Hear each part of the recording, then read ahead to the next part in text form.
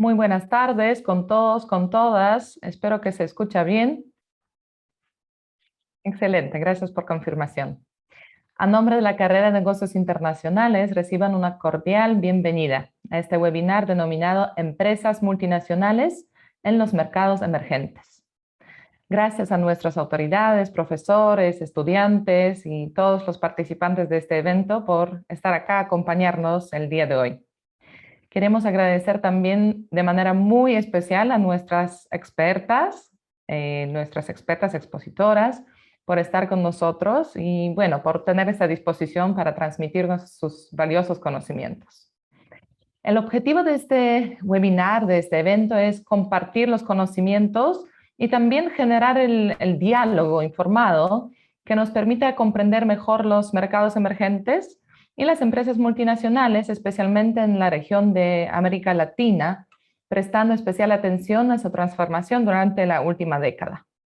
Asimismo, vamos a explorar algunos de los impactos de la pandemia de COVID-19 en las empresas de mercados emergentes, así también como en la economía mundial en general. La temática es bastante interesante y confío que despertará mucho interés por parte de los participantes, quienes seguramente realizarán preguntas a las expertas. En la primera parte del evento contaremos con la exposición de la doctora Lourdes Casanova. Después de la presentación tendremos oportunidad de realizar preguntas a la doctora.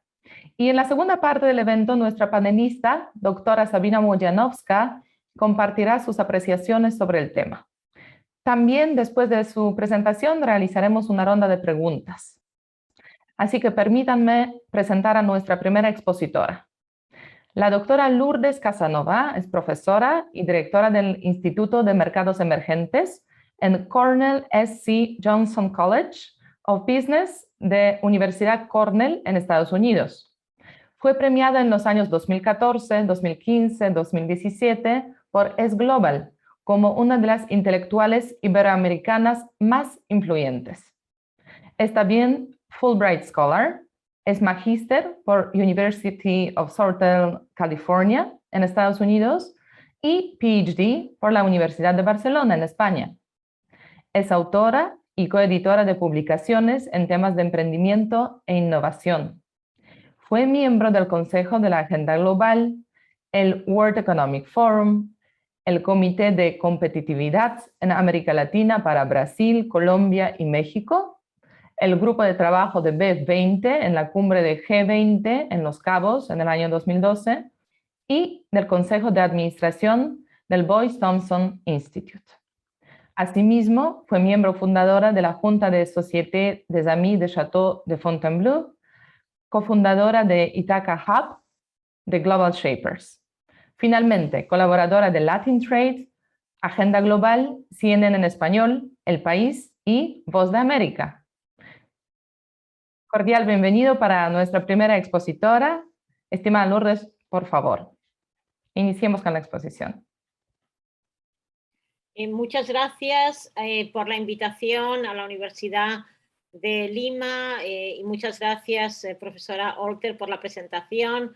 Muchas gracias al profesor Ricardo Pérez, que fue el que inicialmente me invitó también, y encantada de participar, de estar en Perú de nuevo. Es un país que me encanta, que he visitado varias veces.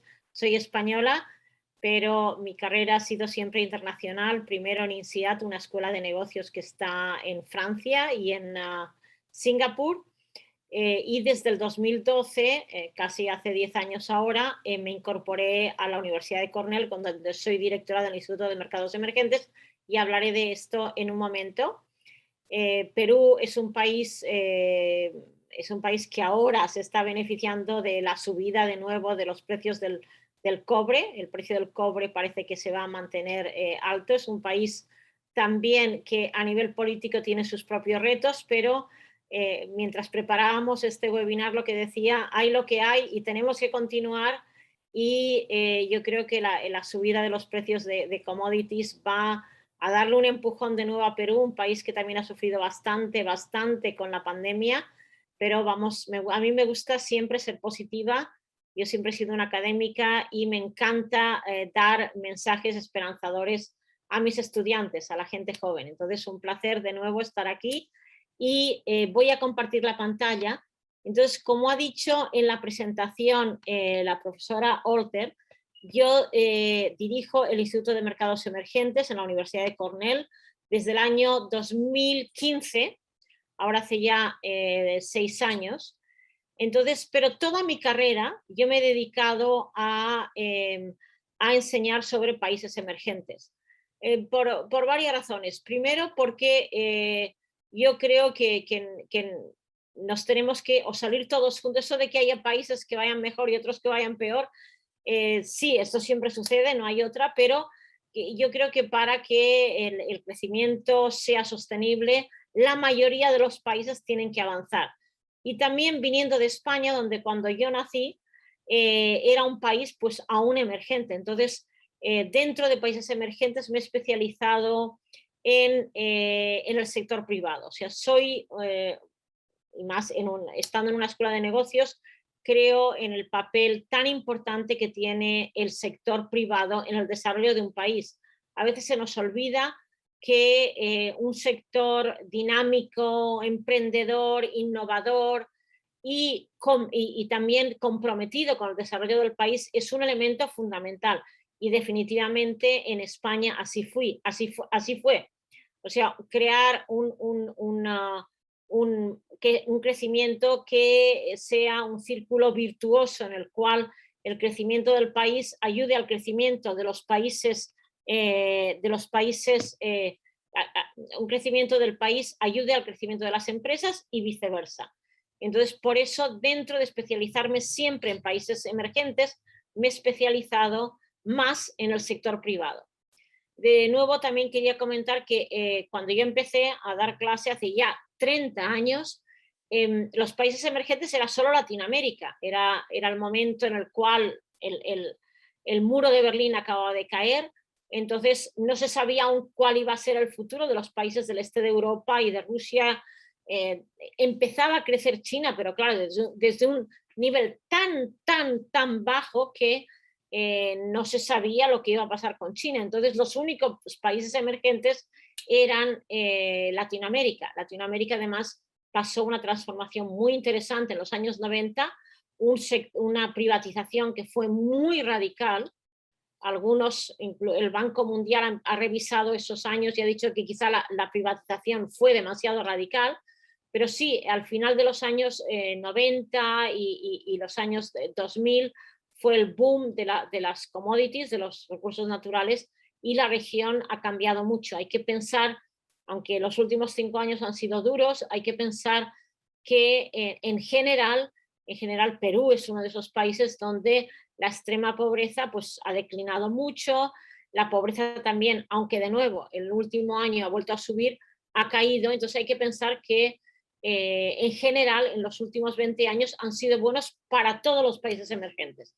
Y voy a hablar de esto en un momento. Entonces, como decía, dirijo este instituto.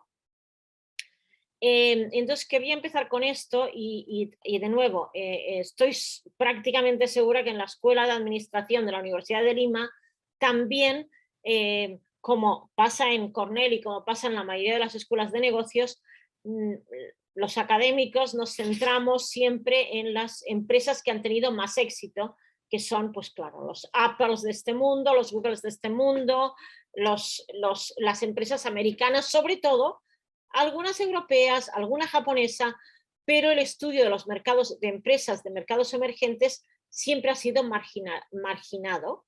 Y hace ahora 11 años, en la Universidad de Cornell, un grupo de antiguos alumnos dijo, esto ha de cambiar, están pasando muchas cosas en mercados emergentes y tenemos que traer ese mundo internacional a las enseñanzas de las escuelas de negocios. Evidentemente en Perú hay que aspirar a tener empresas líderes mundiales, pero Perú, por ejemplo, tiene empresas muy interesantes, Alicorp, Belcorp, el grupo AGE, el grupo Gloria, tiene empresas muy interesantes. Luego, claro, tiene empresas que han llegado de Chile, las empresas de retail chilenas son muy innovadoras y otras, pero definitivamente hay que pensar también en aquellas empresas que han nacido en el país, que se van a quedar y que han sido exitosas, y tenemos también que aprender de esas empresas locales. Entonces, ese fue el espíritu de la creación del instituto, y como he dicho, yo soy directora desde hace 6 años, y tenemos 3 partes. Una es, no solo queremos traer en general contenido internacional a todo el programa MBA, entonces somos como una especie de lobbying, siempre empujamos para que haya más viajes internacionales, para que haya intercambios y todo esto, y que las diferentes asignaturas del programa MBA tengan contenido internacional. Y eso es a veces una dura lucha porque claro, las empresas más exitosas continúan siendo las americanas, pero como he dicho, hay que aprender. A veces un Walmart queda como muy lejos. ¿Cómo podemos aspirar a tener un Walmart en Perú? Pero hay que pensar que también, por ejemplo, las falabelas de este mundo, las chilenas, también son muy buenas, y también podemos aprender de esas empresas. Pero además tenemos un programa muy específico que lo siguen un 10% de la clase, que es lo que llamamos el programa de Fellows. Entonces, a esos estudiantes les pedimos más, les pedimos que hagan una serie de requisitos para tener esa especie de, como aquí le llaman un minor, una concentración en mercados emergentes. Luego tenemos una conferencia que es el 5 de noviembre, y este año es sobre ESG, medio ambiente, cuestiones sociales y de gobernabilidad en las empresas. Este es el enlace a la conferencia. Y también tenemos un case competition, y me gustaría que la Universidad de Lima participara en el case competition, y también un pitch competition que lo hacemos en colaboración con muchas universidades. En Latinoamérica colaboramos con la Universidad de los Andes en Colombia y con la Universidad de Sao Paulo, pero nos encantaría colaborar con la Universidad de Lima. Y luego publicamos, como ha dicho la profesora Olter, este informe en el que hemos publicado capítulos sobre las empresas coreanas, brasileñas, chilenas, chinas, indias, y nunca sobre las peruanas. Entonces, de nuevo, animo al equipo de profesorado de la Universidad de Lima para que también participen con un capítulo. Estos son los informes. Cada año el instituto tiene un tema que el informe, la conferencia y todo el año evoluciona alrededor del mismo tema. Entonces hemos tenido estos temas. El primero del primer informe que publicamos le llamamos el auge chino, y lo publicamos con una foto de la entrada. Fue el año que se inauguró la ampliación del canal de Panamá, que fue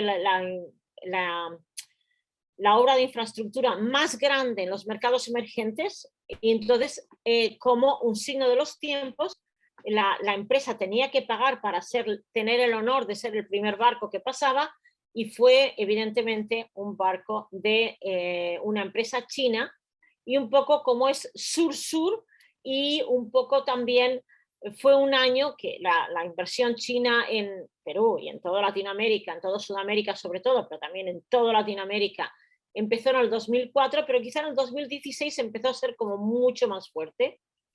Después, el 2017 fue las empresas que el mundo está cambiando. El 18, como la globalización estaba cambiando. El 19 fue, esto era en plena guerra comercial, y en el instituto creemos que hay que fomentar el diálogo y construir puentes sur-sur, norte, sur-sur, norte. Entonces dijimos que había que tener un compromiso más constructivo. El año pasado fue un año muy importante para el instituto porque celebramos el 10º aniversario, y entonces hicimos varias cosas. Una, revisar lo que había pasado en los últimos 10 años, porque el acuerdo era un poco de decir, no, los mercados emergentes fueron muy bien del 2000 al 2010, pero no tan bien del 2010 al 2020, y en realidad ahí vimos que en realidad sí había caído, pero no tanto, y esta segunda década del nuevo milenio no había sido tan mala como algunos decían. Y bueno, este año el tema es ESG, todo el año hablamos de este tema. Entonces, y luego hemos publicado 2 libros, uno es este que comento, El auge de las empresas chinas, y otro lo hablaré en un momento. Este es el informe, el año pasado hubo un gran esfuerzo de colaboración, el informe se escribe en colaboración con la OCDE, el Development Center, IFC, la International Finance Corporation, UNCTAD en Ginebra, y luego colaboramos con una serie de universidades, la Universidad de Wuhan en China. Cuando establecimos el acuerdo, yo ni conocía la ciudad esta de Wuhan, no había oído hablar mucho, desde entonces se ha hecho muy famosa. La Universidad de los Andes, EGADE, la Universidad de Sao Paulo, con ellos tenemos un acuerdo alrededor de lo que llamamos la red de expertos en multinacionales emergentes. Pero también la Universidad de Barcelona, donde yo hice mi doctorado, Copenhague Business School, Casa Asia en Barcelona, la Universidad de Texas en Dallas, y como he dicho, ese network que tenemos, y también el equipo de investigación de tecnología e innovación del Ministerio de Tecnología en China. Y bueno, aquí tenemos los que contribuyeron, que fue muy interesante. Y este es el nuevo libro que acabamos de publicar con algunas de estas instituciones.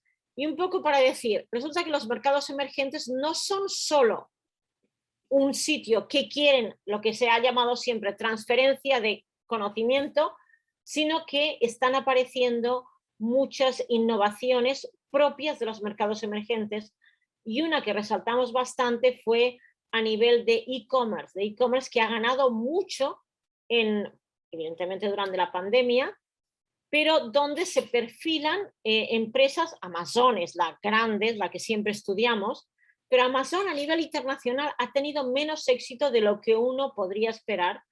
Y en Latinoamérica tenemos esta gran empresa que es Mercado Libre, argentina de origen, pero que está en todo Sudamérica.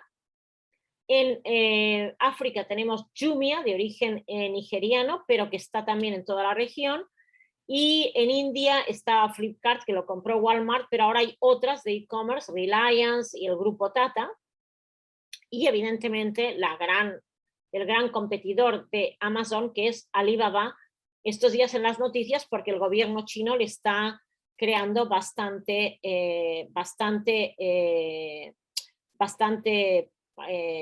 controlando bastante el poder que tenía.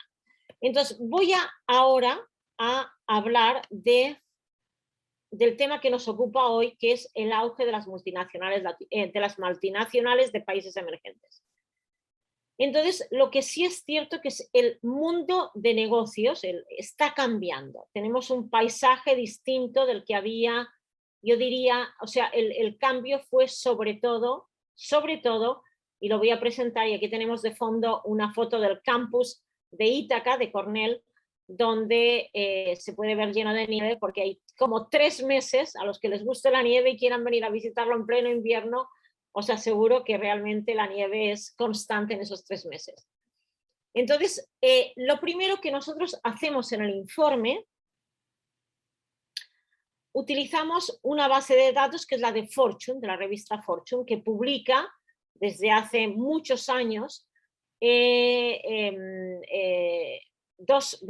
tiene varias publicaciones. Una es las 500 más grandes, que son americanas, pero tiene otro, lo que llaman Global 500, y esto lo publica desde hace 20 años, aproximadamente 20 años, y lo que sucedió después de la crisis financiera global del 2008, que en realidad el número de empresas chinas subió de una forma espectacular. Entonces, subió de una forma espectacular. El tamaño de los círculos corresponde a la suma total de las ventas de estas empresas. Entonces, por ventas, las americanas aún son un poquito más grandes. Un poquito, no demasiado, pero por número ya hay más empresas chinas que americanas. Es decir, os aseguro que yo llegué a Estados Unidos en el 2012, viví antes y bueno, fui estudiante antes también, pero este es el periodo más largo que he vivido y he podido experimentar el auge de esta el descubrimiento que desde Estados Unidos se está haciendo de China y de las empresas chinas y evidentemente la guerra comercial y el boicot desde Estados Unidos a algunas empresas como Huawei, ZTE y otras, y un escrutinio tremendo sobre las empresas chinas. En Estados Unidos en este momento ya no se puede comprar un teléfono Huawei. Entonces aquí vemos este cambio. Pero a ver, este auge, entonces podemos ver que el número de empresas americanas ha caído en el Fortune Global 500. Pero ¿quién ha perdido? Entonces este año lo que hemos hecho ha sido, ver quién ha ganado y quién ha perdido.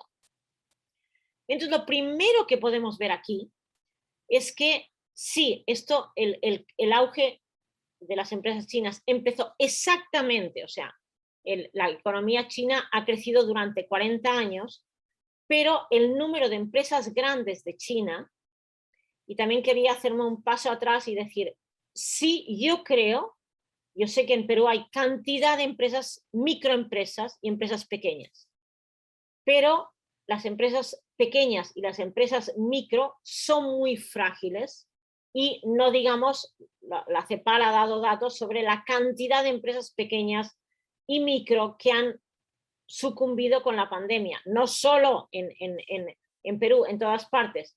Estoy ahora, le he dicho al profesor Pérez Lugo que estoy visitando ahora a mi hija, o sea, no estoy en Ítaca, en Cornell, sino que estoy visitando a mi hija y estoy en Seattle. En Seattle es la sede de Microsoft y Google abre oficinas, bueno, sede de Microsoft y de Amazon. O sea, esto es una zona realmente aquí se ve poco la crisis. Sin embargo, esta mañana he dado una vuelta por la zona y hay cantidad de lugares que han cerrado, cantidad de empresas pequeñas de peluquerías, de restaurantes. O sea que eso ha sucedido a nivel de todo el mundo.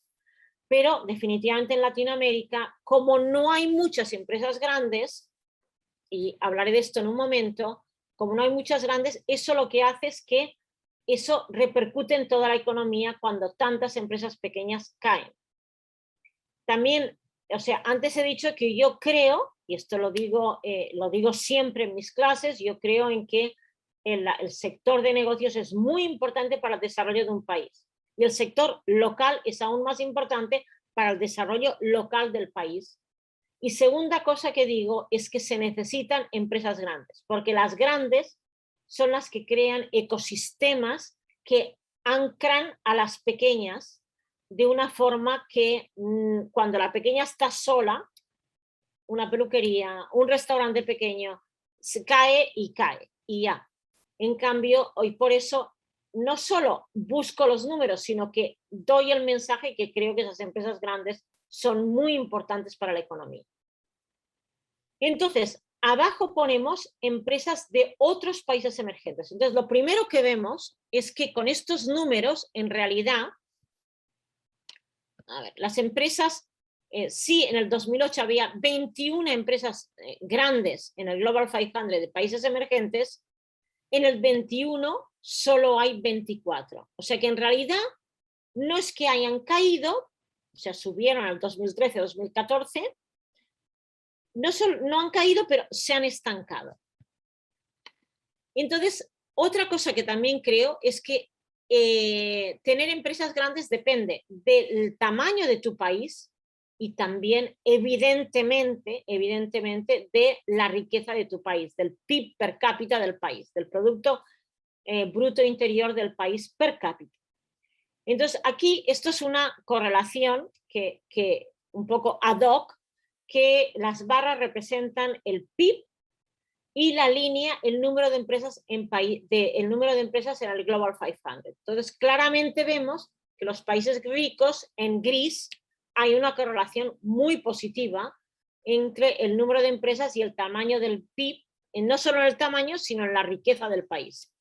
Mientras que en países como incluso la India, Rusia, Brasil, México, Indonesia, Turquía y Saudi Arabia, sistemáticamente el país no tiene tantas empresas porque el país el PIB per cápita es más pequeño. Entonces, esta correlación. Entonces, esta, de nuevo, vuelve a demostrar que el número de empresas de un país corresponde a la riqueza del país. En azul son los países del G7, en rojo son los que llamamos E20, los 20 más grandes países emergentes.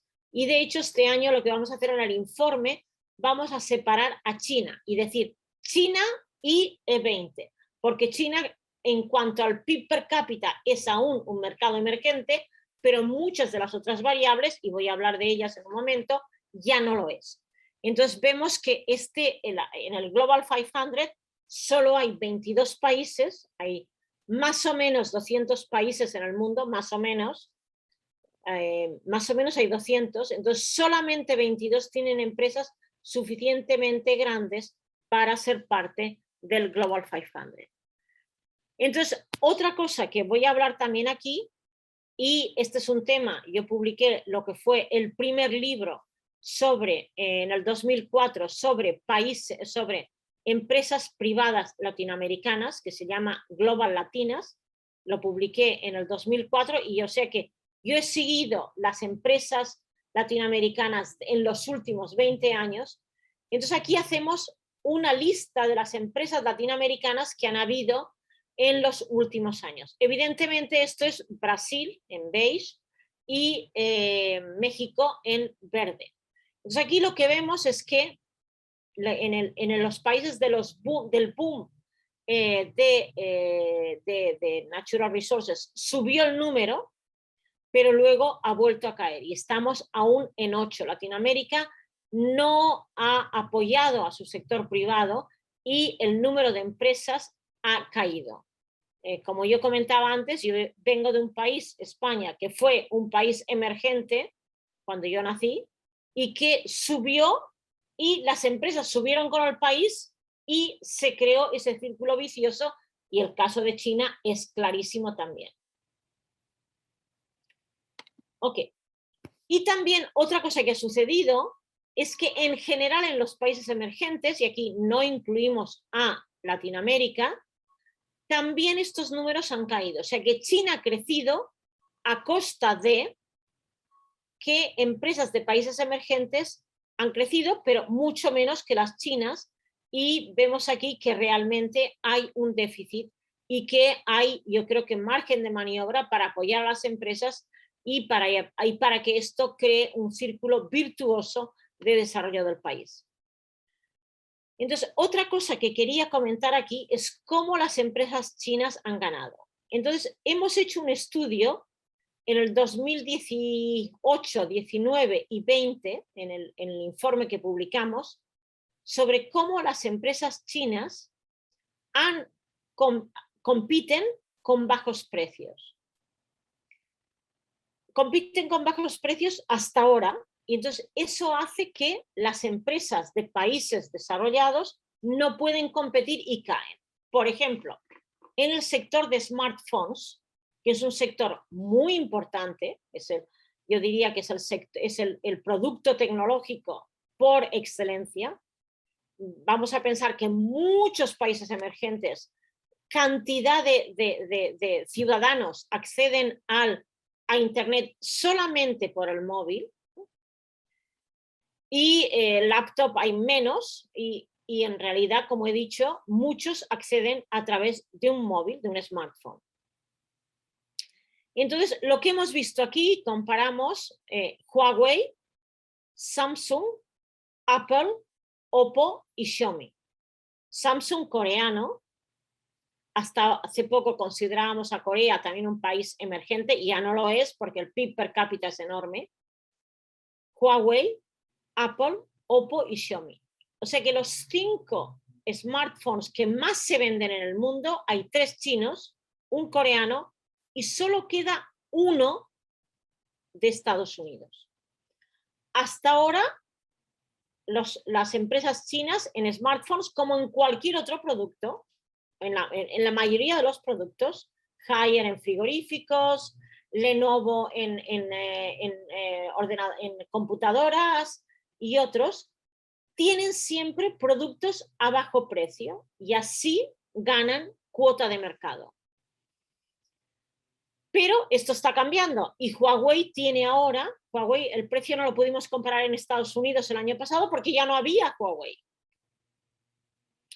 Entonces, esto lo pudimos comparar en Inglaterra y en Inglaterra ya Huawei sigue teniendo un producto muy barato en smartphones, solo a 112, el más barato del mercado, pero también empieza a competir a top of the line.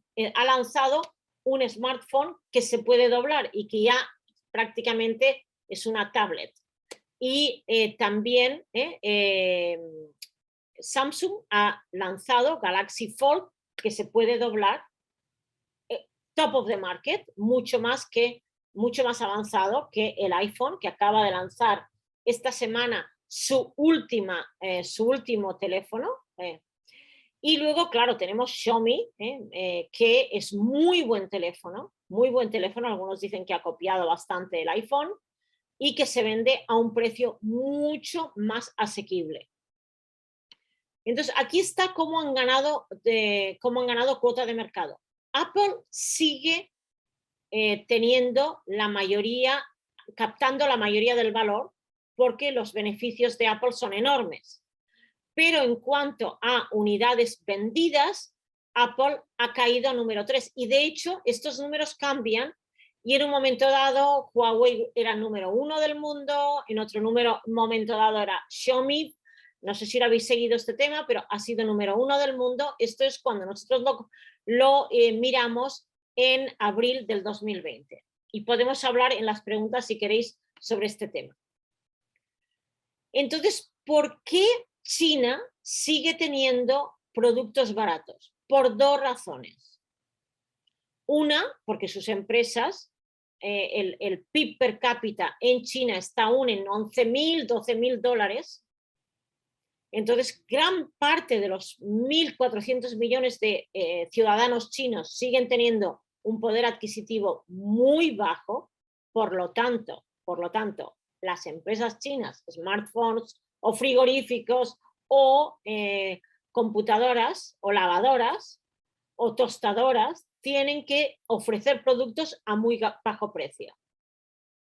Entonces, la presión del consumidor es la misma presión que el grupo de Alicorp que lanzó, Inca Kola, cuando lanzó Coca-Cola a un precio muy asequible, por las mismas razones, para poder vender Coca-Cola, para poder vender cola, refrescos, a un precio más asequible para el ciudadano de poco poder adquisitivo, de bajo poder adquisitivo en Perú.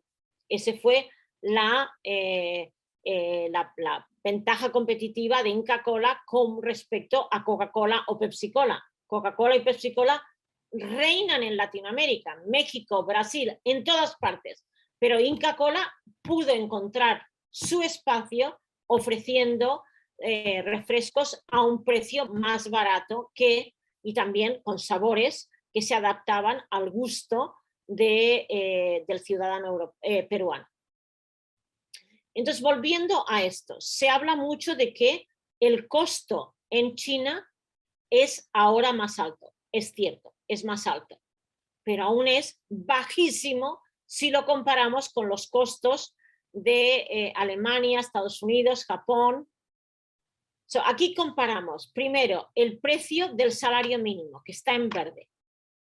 Segundo, el costo de la electricidad en naranja. Y el segundo, el costo de la gasolina en naranja. Y tercero, el costo de la electricidad.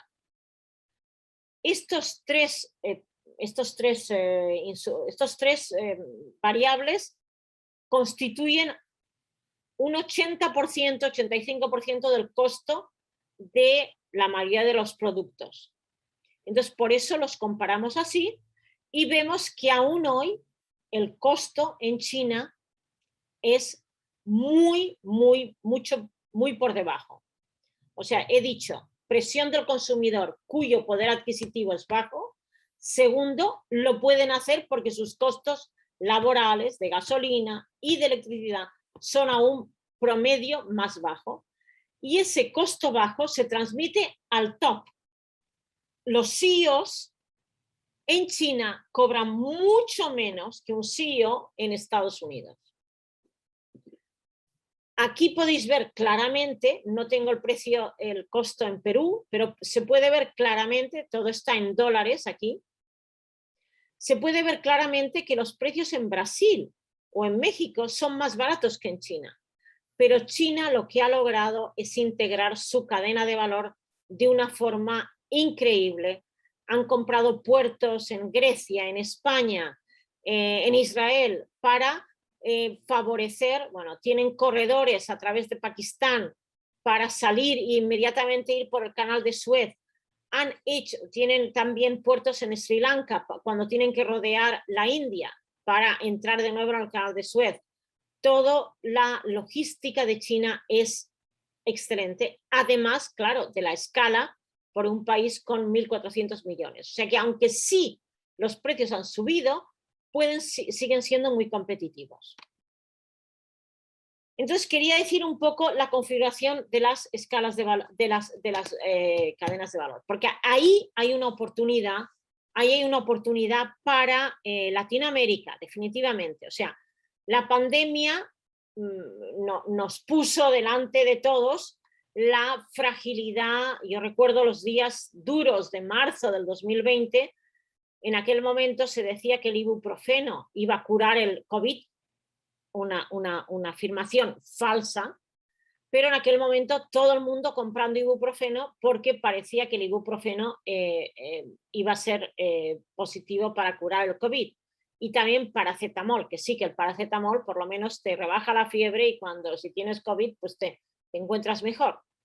Y no había, por dos razones, porque en muchos casos los genéricos se fabrican en la India con productos, lo que llaman APIs de China.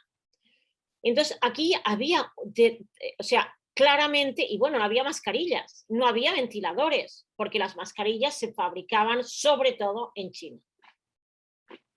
Entonces se pasó de lo que se llamaban cadenas de valor eficientes a cadenas de valor resilientes, o sea, que puedan superar choques. También recordáis aquel barco encallado pasando el canal de Suez, también de nuevo ese lugar tan importante para el comercio mundial parado. Entonces, evidentemente, lo del outsourcing a China y a Asia en general ha ido demasiado lejos. Entonces se habla de cadenas de valor que pueden resistir crisis y choques y pandemias y desastres de medio ambiente, inundaciones, terremotos, etc. Y entonces ahí sí hay esto. Y entonces, entonces lo que está pasando es la necesidad de la regionalización. Entonces tenemos varios. El 1 de enero de este año entró en vigor el Acuerdo de Libre Comercio entre África. De nuevo, esa zona se cierra y dice, nosotros tenemos que conseguir que África sea más autosuficiente. Segundo, se crea el gran acuerdo, lo que se llama RCEP en Asia. México, Estados Unidos, siendo el presidente Trump tan anti zonas de libre comercio, sí, en general, pero se da cuenta de que se necesita un nuevo acuerdo de libre comercio con México, y una de las últimas cosas que hizo fue firmar el nuevo acuerdo de libre comercio con México, lo que se llama USMCA y que fue antes el NAFTA. O sea que sí, Norteamérica vuelve a cerrarse, y de hecho, entre tanto, México desde noviembre del 2020 se ha convertido en el mayor socio comercial de Estados Unidos. O sea, desde Estados Unidos se mira a México como un lugar barato para fabricar, y al mismo tiempo se ve que si pasa algo, resulta que puedes enviar un camión o un tren o un avión, evidentemente, entre México y Estados Unidos. Es mucho más fácil. Y ahí en Latinoamérica definitivamente se entra una posibilidad. Estoy mirando al tiempo, creo que solo ya me quedan 5 minutos. Querría hablar por un momento, que ya he hablado, sobre este mundo post-COVID. Bueno, no estamos en post-COVID por completo porque estamos con nuevas variantes y nuevas olas y definitivamente, por ejemplo, en Ítaca, que durante todo un pueblo que está entre Nueva York y Canadá y Toronto o Montreal, un lugar que fue durante toda la pandemia, yo siempre cuando me llamaban, yo decía, es el sitio más seguro del mundo mundial, o sea, no había casos. Recibíamos la información, casos 8, 9, 10, 10, 9, 8, nada, ni una muerte, no hubo, gracias a Dios, ningún fallecimiento. En cambio ahora, con esta nueva ola, por suerte, bueno, y con un índice de vacunación del 97%, estamos teniendo un pico de contagios. De nuevo, gracias a Dios, nada grave, pero hay como 400, o sea que hay una nueva ola. O sea que no hablo de post-COVID sabiendo que aún no lo hemos resuelto, pero todo el mundo se espera que la nueva etapa sea como menos dura. Entonces, ¿qué ha pasado en esta nueva? Y entonces voy aquí a hablar. Primero quería hablar de esto. Tengo aquí datos de lo que los países hicieron. ¿No? Y Perú, ¿no? Yo creo que ahí no hubo ni gobiernos ni de izquierdas, ni de derechas, ni de centro, ni de ninguna parte. Los países estaban yendo al agua, todos, muchos, y entonces los gobiernos intervinieron. Sí que, incluso el FMI, que siempre se le ha acusado de que son parte del problema o de la solución, la nueva presidenta o relativamente nueva presidenta del FMI fue muy clara, lo que toque hacer se hace. Y Perú, entre los países emergentes, y si miramos las ayudas que se dieron y todo lo que se ayudó también a las empresas, préstamos, etcétera, fue de los países de Latinoamérica que más ayudaron.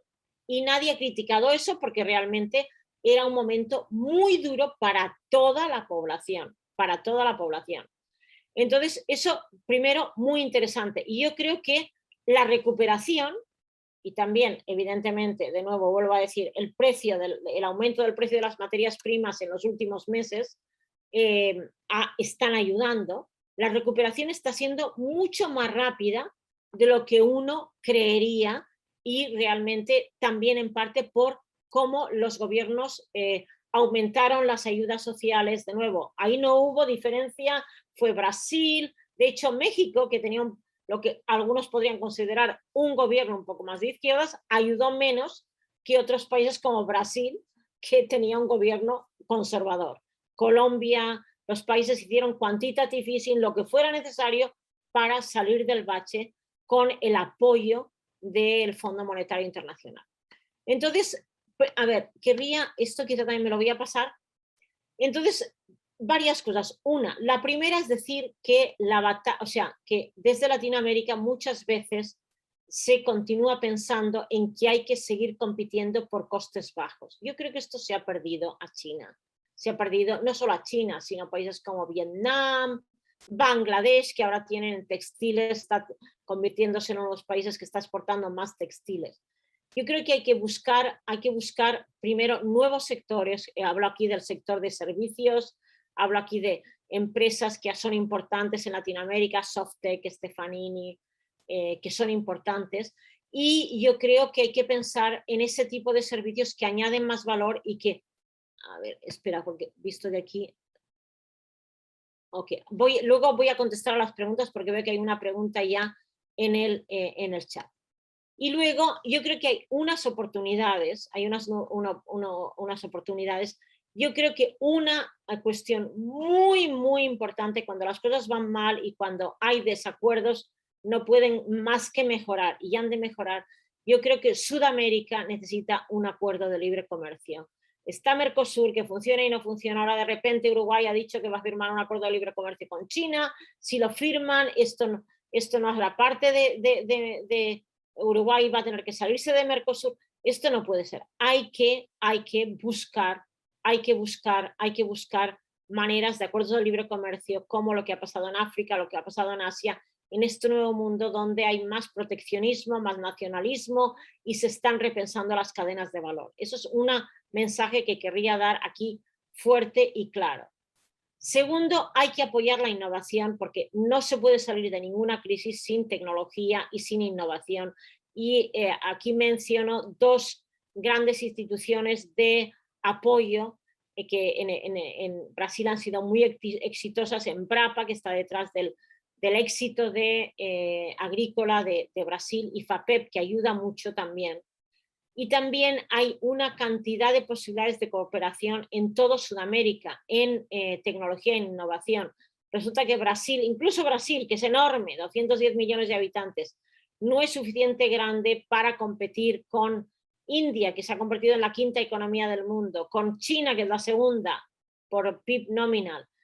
Hay que unirse para poder competir con estas grandes potencias, que no solo Estados Unidos, no lo menciono, pero sigue siendo, es y será la empresa, el país más grande del mundo. Y luego hay que conseguir renovar la marca. Y quiero terminar aquí porque eso es un momento de esperanza. A mí me ha encantado, me encantó muchísimo Perú, cómo la imagen de marca que hizo. Fue un éxito tremendo, tremendo, con gastronomía. Siempre digo, es la cocina peruana la mejor del mundo o entre las mejores del mundo. No lo sé, pero realmente se vende así. Y uno va a Lima y una de las primeras cosas que hace alguno del grupo es que ya ha reservado con Astrid y Gastón o cualquiera de esos grandes chefs y de esos grandes, la economía y la cocina peruana tiene un gran renombre. El Machu Picchu ha estado ahí por años y años y años, pero la gente ni lo visitaba ni lo conocía. Yo organizo un viaje con mis estudiantes a Colombia y muchos se quedan el último fin de semana para ir a visitar el Machu Picchu. O sea que ese gran esfuerzo que se hizo de renovación de la imagen de Perú, yo creo que fue excelente. Perú está en un momento difícil. He seguido muy de cerca todo lo que ha pasado con el tremendo escándalo de Odebrecht, que afectó tanto a los políticos peruanos. Se requiere continuidad para cualquier avance de un país, se requiere continuidad y evidentemente tantos primer ministros, presidentes en Perú en tan poco tiempo no ayudó, pero yo creo que aún Perú, aún hoy, mantiene una cierta interesante imagen de marca de turismo, de gastronomía, que hay que preservarla. El turismo es excelente. Bueno, estamos en un momento que el turismo internacional está completamente parado, pero se recuperará y Perú sigue siendo un destino favorito dentro de Sudamérica. Y yo creo que eso es positivo y porque, a ver, como destinos turísticos en Sudamérica hay otros. A mí me encantan la Iguazú, me encanta.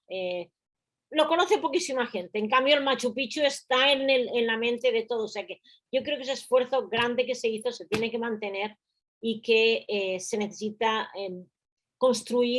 seguir construyendo con imagen de marca del Perú, y yo creo que eso es muy importante. Y ahora Perú, con la subida del precio del cobre, que va a continuar y se va a mantener, yo creo que tiene una oportunidad y hay que pensar en lo positivo. Y construir basándose en una serie de empresas exitosas peruanas que ya existen. Voy a terminar aquí porque creo que son los 45 minutos, ya terminaron, 49, entonces, lo dejo aquí. Gracias. Excelente. Muchísimas gracias, doctora Lourdes. Nos ha compartido mucha información relevante que nos abre los ojos, nos hace pensar mucho sobre el futuro, ¿no? Sobre qué esperar en esta nueva realidad que estamos enfrentando y este mundo tan cambiante. Nunca ha sido tan cambiante como ahora. Muy bien, vamos a proceder entonces con las preguntas. Por favor, recomiendo a que aprovechen, hagan preguntas, realicen preguntas, porque tenemos aquí una gran experta en los temas que definitivamente son de nuestro interés. En este sentido, podemos ver que ya hay una primera pregunta. Excelente. Está preguntando Gonzalo Escobar. Doctora Casanova, ¿usted cree que el crecimiento de China y ahora también de India se debe a la estrategia de enfoque en alcanzar el objetivo de ser grandes proveedores de las empresas grandes del mundo? ¿Podría, por favor, comentarnos? China se convirtió en los últimos 20 años en la fábrica del mundo. O sea que China se convirtió, y yo creo que nadie lo cuestiona, nadie lo pone. Yo creo que las cadenas de valor se van a reestructurar, pero no tan rápido como algunos creen o desean, porque realmente a nivel de manufacturero China tiene escala, know-how y lo que he comentado antes, la logística para transportar. De nuevo, volviendo a un ejemplo de mi país, hay un tren 3 veces por semana que sale de una ciudad de China que no recuerdo el nombre y va directamente a Madrid. O sea que además de que poseen parte del puerto de Barcelona y que evidentemente por barco llegan muchos productos a Barcelona, además hay este tren, han puesto este tren y que durante la pandemia fue fundamental para que llegaran mascarillas, ventiladores, etcétera, a tiempo. O sea que China es el centro manufacturero por excelencia del mundo y esto va a cambiar, pero no tan rápido como algunos auguran. Segundo, India se ha convertido en los últimos también 10 años como el lugar de outsourcing de servicios de tecnología del mundo. Esto empezó porque algunas empresas empezaron, como IBM, las consultoras, etcétera, empezaron a montar en la India, en los sectores de Accenture y otras, los sectores donde se hacían desde PowerPoints hasta el desarrollo de software o la aplicación de software para las empresas. Y con esto se creó una serie de empresas como Infosys, Wipro, TCS, Tata Consultancy Services, que es muy importante en Brasil y en Sudamérica, muy importante sobre todo en Brasil y en Chile. No sé si están también en Perú, pero definitivamente desde Brasil y Chile proporcionan servicios para el resto de Sudamérica y se presentan como una empresa latinoamericana, pero es una empresa india, TCS. Entonces, además, crearon una asociación que se llama NASSCOM, N-A-S-S-C-O-M.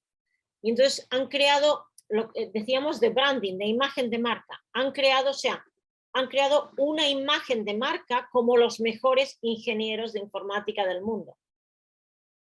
Porque además, lo que hicieron fue adoptar un estándar de calidad, como los ISO para manufactura, que se llama CMM4, que es el máximo nivel. Entonces, adoptando este sello de calidad con la Asociación de las Empresas de IT Indias, NASSCOM, ya nadie cuestiona la calidad de esas empresas. Voy a nombrar Stefanini o Totus, las más grandes de Brasil. ¿Es Stefanini y Totus mejor o peor que Infosys o Wipro? No lo sé. No solo hay que ser buenos, hay que parecerlo. Y en ese parecerlo, las empresas, bueno, yo he dicho que no lo sé, pero en realidad probablemente a nivel de calidad lo sean de calidad iguales. Pero resulta que las empresas indias, con toda esta imagen de marca, campaña de mejorar su imagen, lo han conseguido de situarse como son tan buenas. Y luego he hablado de la escala para el sector manufacturero en China, y en India también tienes la escala porque tienes unos institutos de tecnología, los famosos IIT, Indian Institute of Technology, hay muchos en Delhi, en Mumbai, que son excelentes. O sea que India tiene la escala necesaria para poder producir entre los mejores software del mundo, y lo han hecho muy bien a nivel de marca. O sea que sí, China se asocia con el sector manufacturero, y la India con el sector de servicios, con una especialidad en tecnología. Excelente, muchas gracias por su respuesta. Aquí tenemos una siguiente pregunta que está relacionada con lo que acabo de contestarnos. Siguiendo esta respuesta afirmativa, en este caso, ¿qué estrategia usted nos podría dar, recomendar a Perú en general como país para poder dar este salto económico que tanto necesitamos, considerando que tenemos varios recursos, somos exportadores relevantes de varios recursos? ¿Qué nos podría recomendar para dar este salto relevante? Ok, ningún país empieza de cero.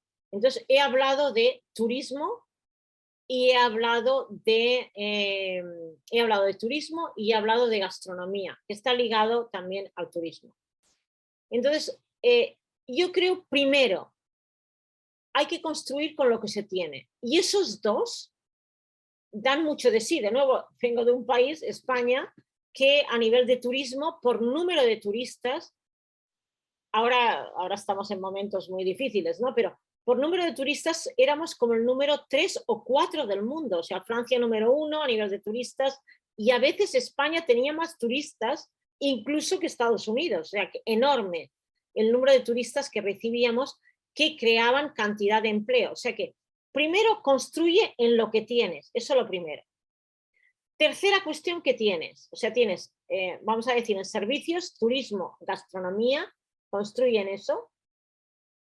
Entonces, evidentemente, la diversidad de papas, dicen, ¿no? En España decimos patatas, la diversidad de patatas, de productos, de quinoa, o sea, también construir entonces y tener una imagen de marca para exportar ciertos productos agrícolas que en Perú hay más que en otros sitios, diversidad agrícola, diversidad de productos agrícolas. Otro, de nuevo, la agricultura va a seguir creciendo a nivel de todo el mundo porque China continúa aumentando su PIB per cápita, y entonces el ciudadano medio chino quiere más diversidad y calidad, comida orgánica, productos agrícolas orgánicos, etcétera. Ese es otro.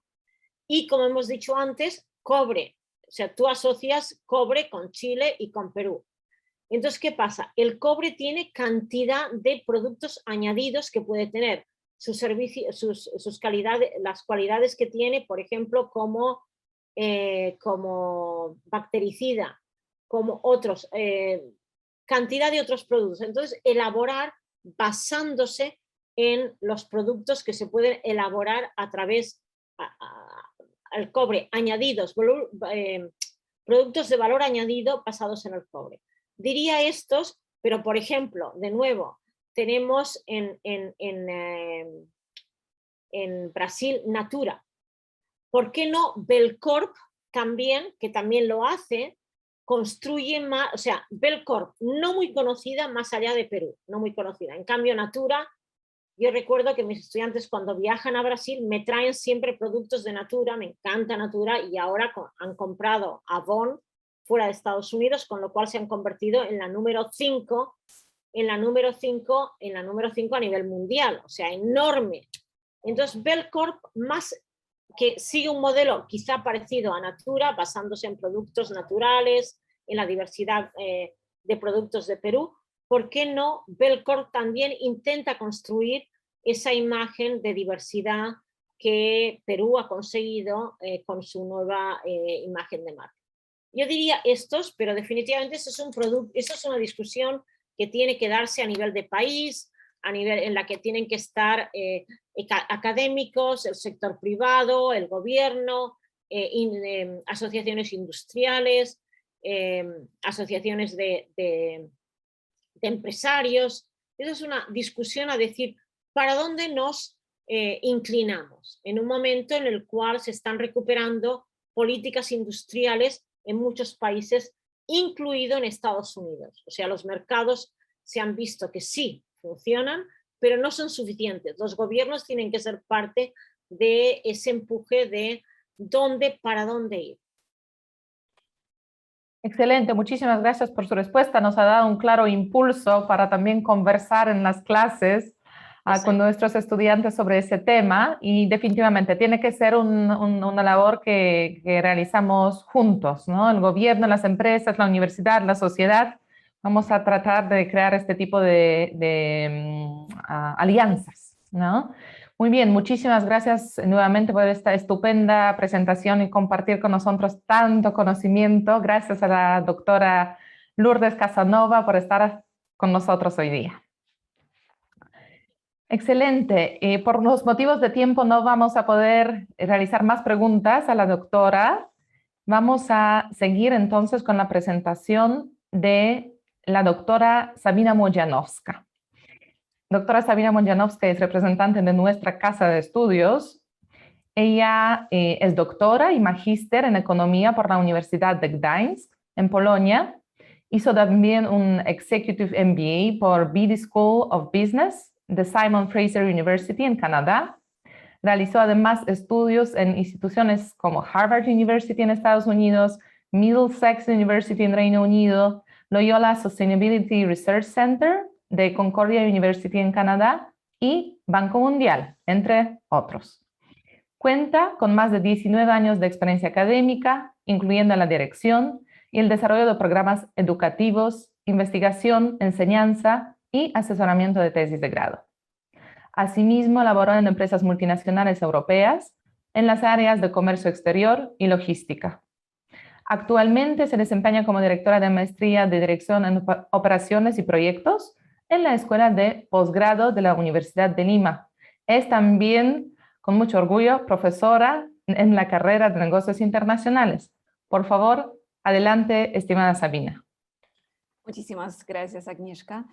Quiero agradecer primero a nuestra ponente, a la doctora Lourdes Casanova, por su excelente exposición.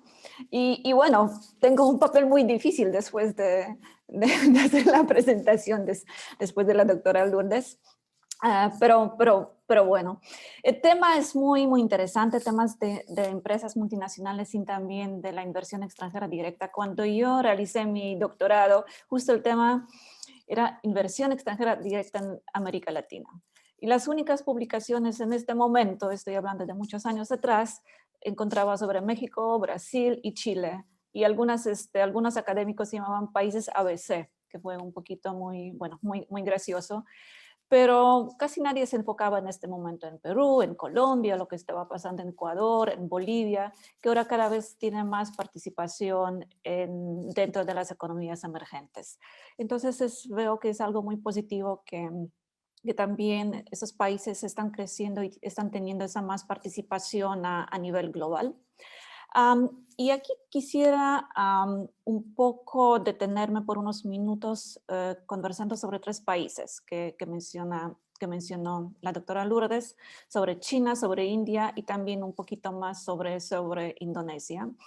Entonces es muy interesante cómo esas 3 economías están haciendo todo lo posible para convertirse en una de las mejores economías mundiales. Bueno, China es muy ambicioso porque quiere ser antes de 2050 la economía número 1, y está muy cerca para lograrlo, para pasar a Estados Unidos, y el crecimiento este año está previsto por más de 8%, entonces es muy alto, tomando en cuenta que todavía muchos países están en problemas económicos, están en recesión, están teniendo problemas para recuperación económica.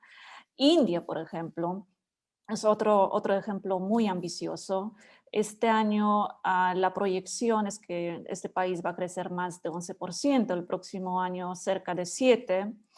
Y antes de 2050, India pretende ser la tercera economía del mundo.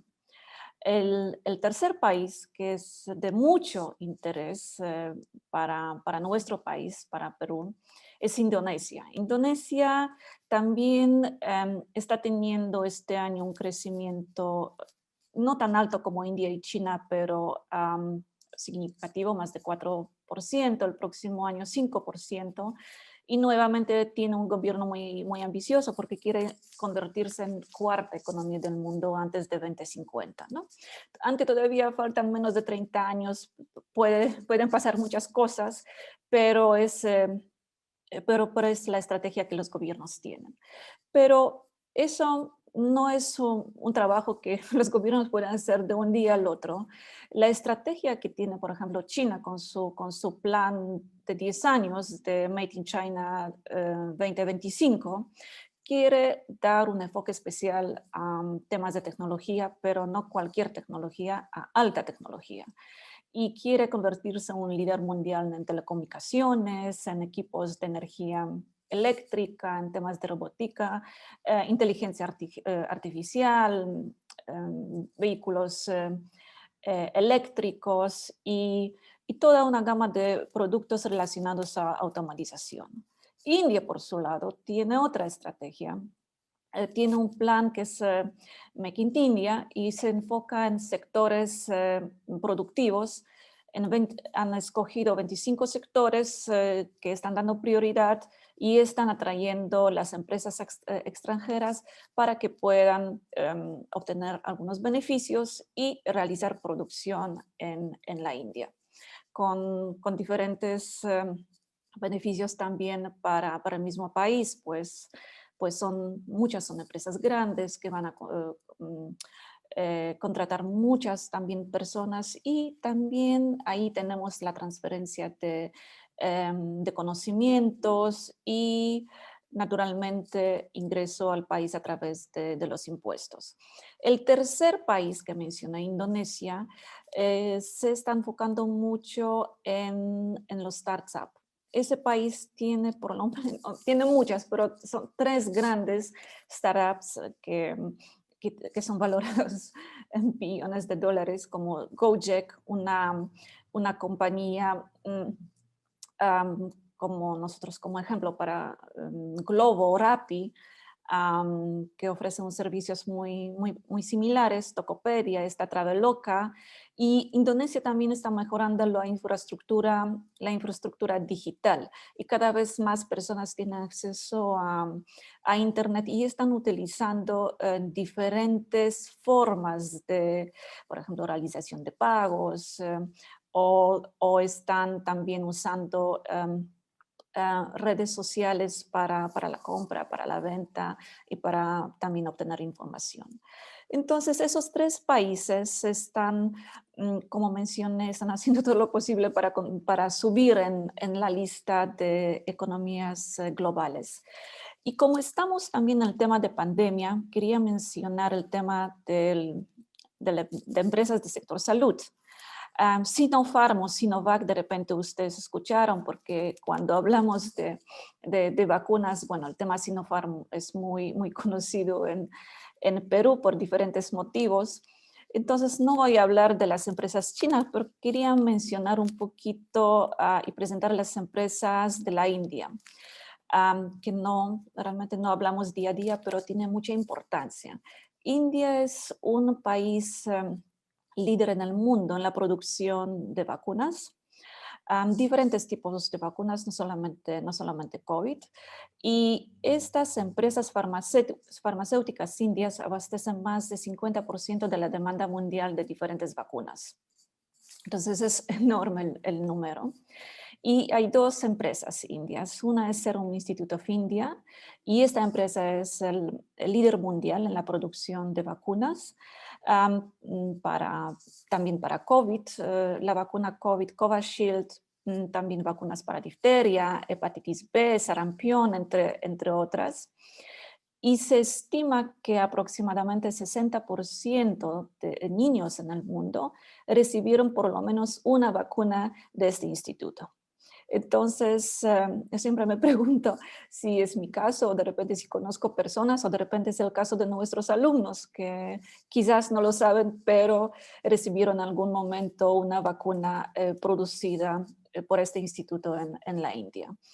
Y la otra empresa que produce otra vacuna para COVID, Covaxin, también produce otras vacunas para hepatitis, rotavirus o incluso para Zika, la empresa se llama Bharat Biotech y es también reconocida en India y a nivel global.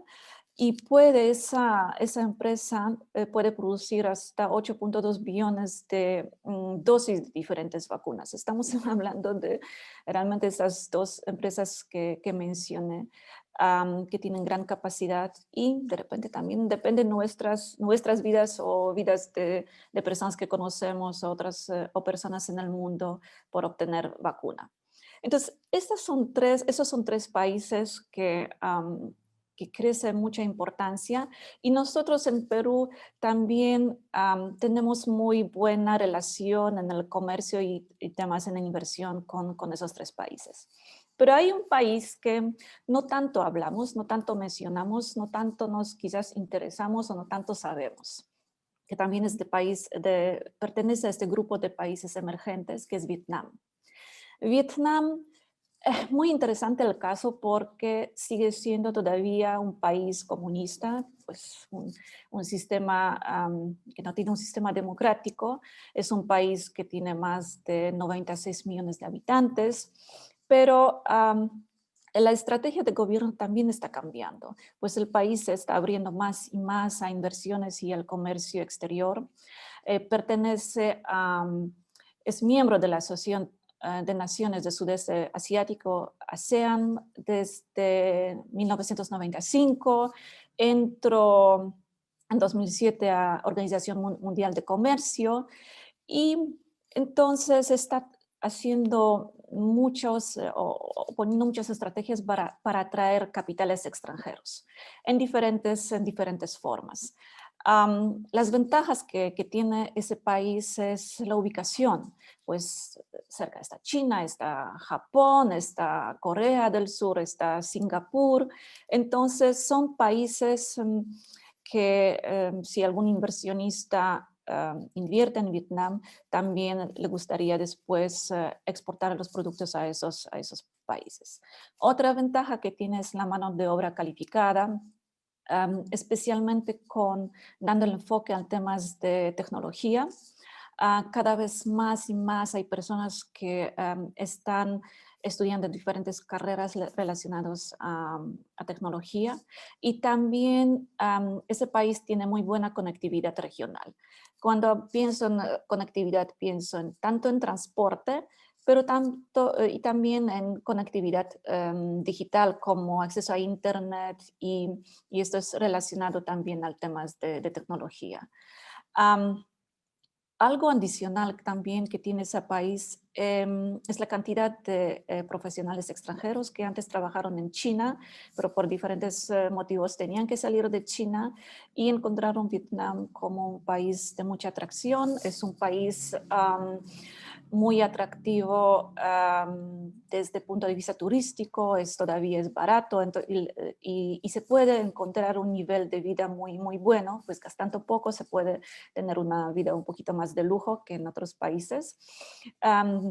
Bastante belleza natural y también oportunidades que está trayendo ese país. Menciona que es un país todavía con sistema comunista, pero también menciona que se está abriendo más y más al exterior. Y el gobierno lo que está haciendo es promoviendo y buscando tratados de libre comercio. Entonces, recientemente ese país firmó un tratado de libre comercio con la Unión Europea, que da bastante beneficios para ambas partes, especialmente en temas de intercambio comercial. Hay tres importantes sectores que tenemos que prestar la atención. Uno es electrónicos. Vietnam, lo que es interesante es el productor y exportador de electrónicos. Una de las empresas establecida en Vietnam es Samsung y Vietnam produce 40% de teléfonos Samsung. Entonces, si es tu caso, si tienen teléfonos Samsung, ahí pueden voltear y ver si realmente ese teléfono que están usando, si fue producido en Vietnam. Puede ser el caso, pues estamos hablando de 40% de todos los teléfonos, es un número muy alto. Y por tener tanta cantidad de producción, se necesita también tener una mano de obra que va a producir. Y 35% de todos los empleados que trabajan para Samsung trabajan en Vietnam. Nuevamente es un número muy, muy alto. Y lo que es interesante que donde se producen esos teléfonos son 2 provincias. Esas provincias se han convertido en las más ricas provincias del país. Y resultado también la pobreza está disminuyendo.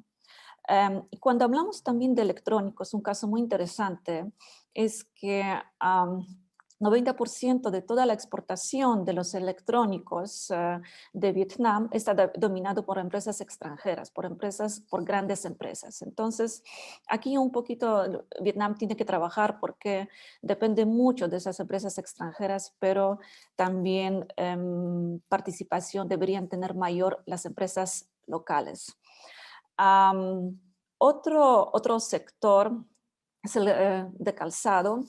En el calzado, ahí se establecieron empresas tan grandes como Nike o Skechers o Adidas que producen sus zapatillas. De repente, si las zapatillas que usan ahí pueden ver si fueron producidos en Vietnam o no. Pero también artículos y accesorios de cuero que se usa para el calzado. Y tercer sector muy importante son prendas y textiles. Ahí hay en Vietnam más de 6.000 empresas manufactureras del sector de textil que emplean 2.5 millones de personas. Nosotros en Perú también tenemos empresas de rubro textil, que muchas son pequeñas, pero no tanta cantidad, y nuestro enfoque es un poquito diferente y más reducido porque nos enfocamos más en temas, en productos de algodón, y si es con valor, un poquito más de valor, con valor agregado, pensamos en algodón pima. Entonces es un poquito diferente. Y Vietnam es en este momento como tercer exportador de textiles en el mundo, después de China y Bangladesh. Y lo que es importante aquí en este sector en prendas y textiles, que lo que está pasando con la pandemia, reconfiguración de las cadenas globales, muchas empresas ya están tomando decisión de dejar China porque no quieren depender tanto y están buscando nuevas oportunidades. Y Vietnam se convirtió en un país donde varias empresas han tomado esa decisión de trasladar la producción de China a Vietnam. Por ejemplo, mencioné Adidas. Adidas está en Vietnam y produce mucho más en Vietnam que en China. En China sigue produciendo. Lo mismo está pasando con Nike. Hay incluso empresas chinas que ya dejan de producir en China, prefieren mudarse a Vietnam. Por ejemplo, hay una empresa china, Gore-Tex, que ensambla productos para Apple. Google este año anunció que quiere producir sus teléfonos Pixel en Vietnam, y Microsoft también anunció que va a trasladar una parte de su producción de tablets a Vietnam. Entonces hay bastantes oportunidades. Y aparte de la pandemia, también lo que está trayendo a Vietnam es esa guerra comercial entre China y Estados Unidos. Entonces, muchos países ven eso o están buscando nuevas oportunidades, como mencioné. Y también en Estados Unidos, con el cambio de gobierno, en el mes pasado, en agosto, realmente hace poco, hace 3-4 semanas, la vicepresidenta de Estados Unidos visitó Vietnam. Y esa visita fue muy emblemática y no sé si ustedes han escuchado, pero había una guerra en Vietnam donde Estados Unidos tuvo gran participación, y esa guerra terminó en 1975, y desde este momento ningún vicepresidente de Estados Unidos visitó Vietnam. Entonces era una visita histórica, pero también buscando esa alianza estratégica entre ambos países. Entonces, si ustedes se preguntan cuando últimamente visitó un presidente de Estados Unidos, por ejemplo, al Perú, hace mucho tiempo atrás. No estoy contando ni Ivanka Trump, que tuvo una visita muy famosa en la Bolsa de Valores en Perú, tampoco estoy contando la visita de Obama. ¿Por qué? Porque Obama no vino para visitar el Perú, Obama vino para estar en APEC, que es un poquito diferente, pero en este momento APEC se organizó en Perú. Entonces ahí pueden ver también la importancia que cada vez más está teniendo Estados Unidos y naturalmente sus empresas en el Vietnam. Y ahora quiero, porque estoy mirando el tiempo, un poco comentar sobre esa relación que tiene Vietnam con el Perú. El comercio, intercambio bilateral está aumentando, no está creciendo muy rápidamente, pero sí está aumentando. ¿Qué importa Perú desde Vietnam? Unas máquinas eléctricas, mencioné calzado, algunos accesorios que tienen cuero, también algunas piedras, cemento, sal. Y lo que nosotros exportamos a Vietnam es la comida para animales y también nuestros metales, especialmente y minerales, especialmente zinc y algunos pescados. Pero hay un producto muy importante donde Vietnam destaca. Vietnam destaca ahora en la producción y exportación de café. Y nosotros en Perú también estamos exportando nuestro café, estamos muy orgullosos, nuestro café es el mejor del mundo, dependiendo de la categoría, y estamos cada vez más y más exportando café a diferentes países del mundo. Pero hay diferencia entre Vietnam y entre Perú. Vietnam se enfoca en otro tipo de café, en robusta, y nosotros más nos enfocamos en arábica. Pero teniendo en cuenta de la situación de la pandemia, también quiero comentarles cómo Vietnam está pasando ese momento. Lo interesante fue la estrategia también de este país para el COVID. En el año pasado tenía muy pocos casos del contagio, muy pocos, apenas 35 muertes, y nosotros recordamos qué difícil fue el año pasado. Pero en este momento sí están teniendo una situación muy difícil. Tienen ya más de 16,000 fallecidos y la cantidad o el porcentaje de población vacunada está todavía muy baja. ¿Por qué tanto cambio? Porque está muy cerca de la India y la variante Delta está afectando muy rápido a ese país. Y por estar en una situación muy complicada en este momento, está afectando también las cadenas globales de valor. Entonces, la producción de empresas de diferentes rubros, mencioné calzado, mencioné sector textil, electrónicos y también café, está muy afectado, pues hay bastantes restricciones en transporte dentro del país y también en el envío de productos al exterior. Y eso lo que está ocasionando es el aumento de precios. Entonces podemos esperar que pronto van a aumentar precios de diferentes estos productos. Y eso pasa también cuando hay tanta relación y tanto acercamiento en las cadenas globales de valor. Estaba leyendo información cuánto cuesta ahora enviar un contenedor de Vietnam a Europa. Es más de $10,000 y comparando precios con el año pasado, el aumento fue de hasta incluso siete veces. Entonces es un aumento muy significativo. rápido les quiero comentar sobre empresas que invierten en Perú y también las empresas peruanas que invierten en Vietnam. Pues sí, es una información muy, muy importante.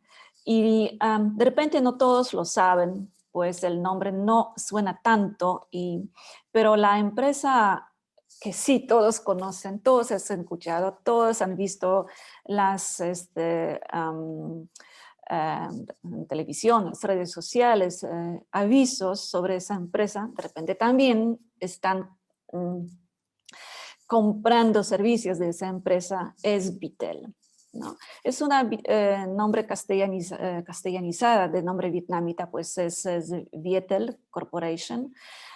Esa empresa opera bajo diversas marcas en Vietnam, Mozambique, está en Haití, está en Camboya, está en Laos, pero sí, es la misma empresa.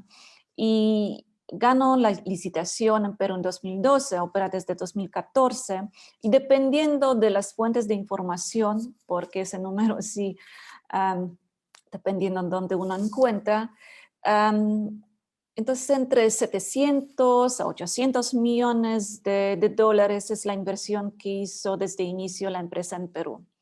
Entonces también es muy, muy alta. Y está enfocándose en fibra óptica, en colocación de antenas y mejorando esas zonas rurales. Entonces, si uno viaja a esas zonas rurales en Perú, siempre va a encontrar Vitel y raramente Claro o Movistar. Más es seguro que van a encontrar ustedes Vitel. Y el plan de la empresa es crecer por lo menos 10% este año. Y la otra empresa de Vietnam es PetroVietnam, y esa empresa es de rubro de energía, de petróleos, y hasta la fecha invirtió cerca de 650 millones de dólares. Y tiene concesiones en Loreto para gas. Y cuando hablamos de empresas peruanas en Vietnam, pues Lourdes ya mencionó AG Group. AG Group está en Vietnam desde 2009 y está cada vez teniendo más y más presencia. No voy a comentar más sobre AG porque todos conocen la empresa, pero hay una empresa más y esa empresa se llama Aqua Expedition y está en Vietnam desde 2014. ¿Y qué es esa empresa? Realiza cruceros por el río Mekong en Vietnam. Y si ustedes han escuchado sobre una empresa de lujo que hace cruceros en Loreto o en Iquitos, es la misma empresa, que se enfoca en turismo, pero es turismo de lujos, tiene esas embarcaciones de lujo, donde, bueno, estadía cuesta mucho, pero es algo muy impresionante y para tener empresa peruana que organiza algo similar en Vietnam es impresionante. Mencioné la situación de COVID, les comenté sobre cadenas globales de valor, pero también hay un tema último que quiero mencionar porque el tiempo está pasando rápido, pero sí es algo muy, muy importante. Es el Tratado Integral y Progresista de Asociación Transpacífico, CPTPP. ¿Por qué estoy mencionando ahora este tratado? Porque está entrando en 3 días en el Perú. Entonces, este 19, que es domingo, ya Perú va oficialmente tener en vigor este tratado. Y para nuestros estudiantes que están estudiando la carrera de negocios internacionales, es algo que tienen que saber. Es un tratado muy importante porque, si se fijan ustedes, los países que participan son 11 países que pertenecen a 4 diferentes continentes. Estamos hablando de Sudamérica, de Norteamérica, de Asia y Australia, Oceanía. Y población que tienen son más de 500 millones de personas, con un PBI global que tiene más de 13%, y también participación en el comercio en el mundo es cerca de 15%. Pues es muy importante, especialmente para nosotros, tener acceso a todos esos países con tarifas preferenciales o tarifas cero. Ese acuerdo también elimina barreras para la exportación de servicios, y servicios tienen cada vez mucha más importancia. Se presta mucho la atención a pequeñas y medianas empresas, y lo que es creo muy crucial, también toma en cuenta el papel de la mujer en la sociedad, en la industria, en la economía, y da enfoque a temas relacionados a innovación, a ciencia, investigación, tecnología. Entonces, bueno, este domingo vamos a en alguna manera celebrar esa fecha, y podemos decir que estamos cada vez más y más relacionados con el mundo. Entonces, yo creo que aquí puedo detener mi presentación, porque quiero también respetar el tiempo. Y bueno, si hay algunas preguntas, entonces con mucho gusto voy a responder. Excelente, muchas gracias, estimada Sabina, por muy interesante presentación, también mucha información que nos hizo pensar. Seguramente vamos a seguir investigando sobre los temas que mencionabas. Yo regresaría quizás a la pregunta de Carlos. Carlos nos hizo una pregunta que creo que la doctora Mojanowska también podría ayudarnos a contestar. Él hizo la pregunta inicialmente a la doctora Casanova, pero creo que es una pregunta que vale la pena abordar. Él menciona que dado que China, India, bueno, están produciendo muchos productos con los precios bastante bajos, ya definitivamente tienen este liderazgo de costo, de bajo costo. En este sentido, ¿tendría sentido quizás que el Perú se diversifique con sus productos, que ya no se enfoque tanto en bajar el costo, sino quizás más se enfoque en una mejor calidad de los productos, en alguna otra diferenciación de los productos, considerando otros actores emergentes, otros mercados emergentes y Perú, comparándonos con otros países? ¿Podrías comentarnos quizás acerca de ese tema, ¿no? Acerca de esa posible estrategia para el Perú, para su desarrollo? Gracias, Agnieszka. Es muy interesante la pregunta, porque a veces no realizamos o no pensamos sobre nuestras ventajas, sobre algo que tenemos en el Perú, y no lo promocionamos, no conversamos tanto. Pero hay un sector que está teniendo mucha más importancia a nivel mundial, y no tanto en países emergentes, pero en países desarrollados. Y estoy hablando sobre el sector agro. Nosotros podemos ser muy orgullosos que tenemos productos que son únicos a Perú. Estoy hablando de maca, estoy hablando de camu camu, estoy hablando también de cacao. No todos saben, pero cacao es peruano, no es mexicano. Hace unos años ya han confirmado eso. Y tenemos productos de excelente calidad que tenemos que seguir promoviendo. Todavía, cuando hablamos de diversidad, no podemos hablar de cantidades enormes, ¿no? del mismo producto. Pero son pequeños productores de diferentes zonas del Perú, tanto de la selva, tanto de costa, tanto de la sierra, que se especializan en productos orgánicos, productos como mencioné, de calidad, con un valor agregado, ¿no? Y en esto, especialmente en Superfoods, que también el ministerio, bueno, que el MINCETUR está promoviendo la participación de empresas peruanas en diferentes ferias en el mundo, antes presenciales, ahora en forma virtual. También estas empresas están teniendo un cierto apoyo del gobierno para incluso cómo establecer la empresa, cómo buscar clientes, cómo mejorar la calidad, cómo no solamente vender un producto, como ejemplo quinoa, que sabemos que viene de esa zona, de Perú y de Bolivia, pero no vender solamente grano, pero vender algo mucho más importante, que pueden ser las bebidas, que pueden ser chocolates, que pueden ser de repente, no sé, algunas galletas que tienen quinoa, donde esos productores pueden ganar mucho más dinero. Y mencioné, cuando hablé de Vietnam, mencioné café. Tenemos ya cientos productores que producen excelente café. Tenemos café de Cusco, de Junín, de Puno, de Amazonas, una cantidad de Piura también. Y estos productores ganan, premios internacionales en diferentes categorías, como el mejor café del mundo. El primero tan reconocido fue Tunki de Puno. Bueno, después siguieron otras empresas, pero es algo que nosotros a veces quizás no pensamos o no nos parece tan importante, porque no estamos hablando de esas grandes empresas multinacionales, que no los tenemos tantos todavía en el Perú. Pero tenemos que pensar en algo que tenemos entonces en esos pequeños productores o empresas pequeñas, empresas medianas, que siendo diferente, ahí es la ventaja que ellos tienen.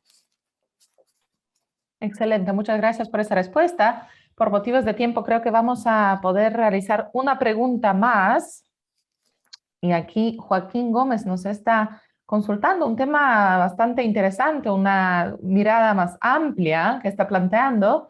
¿Qué medidas cree que se deberían tomar para que los países de América Latina puedan influir más en los mercados internacionales, atraer mejor capital extranjero, inversiones extranjeras directas, y finalmente sean consideradas como socios claves o principales proveedores de servicios y materia prima para las potencias mundiales? ¿Cómo entonces enfocar esta estrategia? ¿Cómo fortalecernos en este crecimiento para que seamos más relevantes para los países que tienen este capital, para que quieran invertir en el Perú?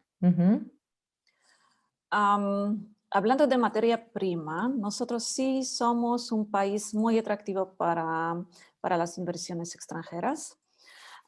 Pues tenemos tantos minerales y metales en el Perú, tanto en reserva como en la producción, que eso atrae mucho el capital. Pues somos segundo productor mundial de cobre, somos productor de plata, de zinc, cuarto productor de plomo, producimos molibdeno, estaño, oro. Entonces, teniendo tanta variedad de minerales es muy atractivo. Y quería mencionar solamente algunas empresas extranjeras que se encuentran en el Perú, en el sector minero, que son las más grandes. Es Anglo American, se encuentra en Perú, Barrick, Glencore, Goldfields, Freeport McMoran, MG, Newmont, Teck Resources, Rio Tinto. Son empresas que son de Australia, son empresas europeas, son empresas americanas, son empresas canadienses, y tenemos más de 100, en total, más de 100 empresas mineras extranjeras que operan en el Perú. Pueden ser que operan en forma por sí mismas, o pueden ser que también operan con las empresas peruanas para exploración y para la producción de los minerales. Entonces, yo considero que sí, cuando hablamos del sector minero o de recursos naturales, sí somos un país muy atractivo, pero tenemos que un poco cambiar la estrategia, porque tenemos esos recursos. Mencioné antes agricultura, ahora minería, pero no es la idea buena para nosotros solamente producir y exportar, porque eso es lo que se está haciendo en este momento. Tenemos que un poco cambiar esta estrategia y hacer o dar más valor agregado a esos minerales que tenemos aquí en Perú, para después exportar con un mejor precio. Muy bien, gracias. Gracias por esta respuesta. Tenemos algunas preguntas más, pero por los motivos de tiempo ya no vamos a poder contestarlas, por lo menos en esta oportunidad. pero de todas maneras vamos a tener contacto con la profesora Mojanovska, es profesora de nuestra casa de estudios, así que vamos a seguir explorando seguramente conjuntamente estos temas en los cursos, en diferentes eventos. Muy bien, muchísimas gracias por la presentación, por contestar nuestras dudas.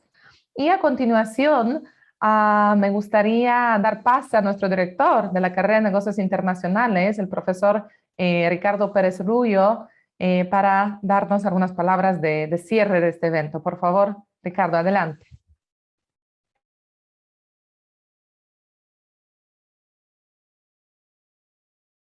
No se escucha, no se escucha. Temas tecnológicos. Muchas gracias Lourdes Casanova, muchas gracias Agnieszka y muchas gracias Sabina por tus muy puntuales y muy interesantes insights, ¿no? Respecto a estas dinámicas que están sucediendo, y saludar a través de esta pantalla virtual a todos nuestros alumnos y seguramente otros que nos visitan, muy especialmente a los alumnos de negocios internacionales y a la comunidad universitaria. Solamente a modo de cerrar, y viendo las preguntas, ¿no es cierto? Y alguna experiencia que he tenido en el sector privado o en el sector público. Realmente, sí, los que compiten en el mercado global, ¿no es cierto?, son empresas. Y seguramente no solamente empresas, sino son conglomerados, ¿no? Pero al final del día, los que compiten son los territorios. Los territorios que, por ejemplo, brindando una extraordinaria infraestructura, hacen efectivamente que sus empresas, ¿no? Puedan competir de una, como decimos, de una manera, con ventajas competitivas sostenibles en el mercado internacional. Y eso es lo que ha pasado con China, por ejemplo. He tenido la oportunidad de estar en Shanghái, en Beijing, y no saben las zonas lo que denominan ellos las free trade zones, ¿no es cierto? O los parques industriales. También la oportunidad de haber estado en Corea del Sur, ¿no? Especialistas en la ubicación de parques industriales, pero mirando hacia las exportaciones. He tenido también la oportunidad de estar en Vietnam, efectivamente, y a Vietnam justamente le dicen la New China. Estuve 2 veces en Vietnam y dejé como 5 o 6 años de estar, y clarísimamente, en 5 o 6 años, la diferencia enorme. Se veía multinacionales ya, por lo menos estaba en la región de Hanoi, ¿no? Y notas la efervescencia del Asia, el Asia, y muy bien Sabina, al resaltar Indonesia, efectivamente, y yo también ahí, como les digo a mis alumnos, no pierdan de vista a Tailandia, ¿no es cierto? Y no pierdan de vista a Malasia, que seguramente nuestros alumnos van en su desarrollo profesional, van a tener mucho contacto con estos países. O sea, una foto es mirando hacia, porque hay muchas preguntas, y cómo el Perú, cómo Latinoamérica puede destacarse. Yo creo que número 1 es infraestructura, número 2, educación, pero básicamente ciencia, tecnología e innovación, que como muy bien se ha mencionado acá, aplicado a lo que apuntó Lourdes, basen primero en lo que ya tienen, agricultura, ¿no es cierto? Pero no solamente exportar, digamos, a ver, los arándanos por exportar arándanos. De repente con algo de innovación exportamos, a ver, voy a decir una locura, harina de arándanos, que de repente su precio no puede ser 20 veces más, 50 veces más, que solamente exportar los arándanos por sí solos. Agricultura, turismo espectacular. Y en el tema de la minería, fíjense, nosotros tenemos en el área sur andina lo que se denominan estas tierras raras, ¿no? Que justamente están muy atadas a las nuevas tecnologías, ¿no? Recuerdo haber participado en un evento de lo que sería el Ministerio de Ciencia y Tecnología de Alemania, ¿no? Y decían, ustedes tienen justamente estas llamadas tierras raras, que son de mucha utilidad y el litio, una de ellas, entre otras, ¿no es cierto?, para la nueva industria que se viene, esta nueva ola de la globalización, se habla, ¿no?, the fourth wave of globalization, etc. Entonces, ¿a dónde va todo esto de acá? Y me estoy refiriendo a nuestros queridos profesores y a nuestros alumnos, que aparte de el tema de infraestructura, puertos, aeropuertos, carreteras, mejorar la conectividad, que te baje el costo logístico, ciencia, tecnología, innovación aplicado a nuestros recursos. Y de ahí se puede pensar en otras cosas más. Viene la tercera pata, que yo diría la gestión. Y esa es la carrera de negocios internacionales. Gestión. ¿Cómo gestiono? ¿Cómo negocio? ¿Cómo busco mercados? Inteligencia de mercados, como muy bien apuntó Lourdes Casanova y nuestra profesora Sabiria Milanovska. ¿Dónde están los flujos? ¿Por dónde se mueven los productos? Los nuevos mercados. ¿Vamos a competir con la estrategia de precios bajos, o de repente buscamos una mejor manera de competir con precios relativamente altos, pero con nichos de mercados que van a aceptar? O sea, hay un mundo de posibilidades que esta carrera de negocios internacionales, a través de nuestro programa, ¿no es cierto?, les va a proveer a ustedes puntos, curso por curso, nivel por nivel, analizar estos puntos y discutir con mayor profundidad los puntos que hoy se discuten. Ustedes saben que negocios internacionales no solamente es exportar e importar. Como muy bien se ha mencionado, son franquicias, contratos de licenciamiento, inversión extranjera directa, etcétera, etcétera. Joint ventures, un mundo por descubrir. Ustedes, estimados colegas, estimados alumnos, lo que yo siempre digo en Introducción a los Negocios Internacionales, tienen el mundo en sus manos, tienen el mundo para comérselo en temas de gestión, de comercio, de inversiones. Y nosotros, muy cariñosamente, esa es la palabra, con mucho cariño, nos vamos a dedicar a ustedes para que sean muy buenas personas, muy buenos profesionales, y siempre tengan en el corazón, bien en el corazón, la Universidad de Lima, Ciencia et Praxis. Simplemente para agradecerles a todos, nuevamente a Lourdes, nuevamente a Agnieszka, Sabina, muchas gracias, y muy en especial a nuestro decano, a Alberto Tokechi Shirota, que sin el apoyo de él este webinar hubiera sido imposible, y especialmente a la profesora Rocío Huertas, y a todo el equipo del área de eventos que ha estado de la mano de nosotros. Simplemente muchas gracias, y seguramente nos vamos a ver en otro webinar tan importante y tan fascinante como el que acabamos de escuchar.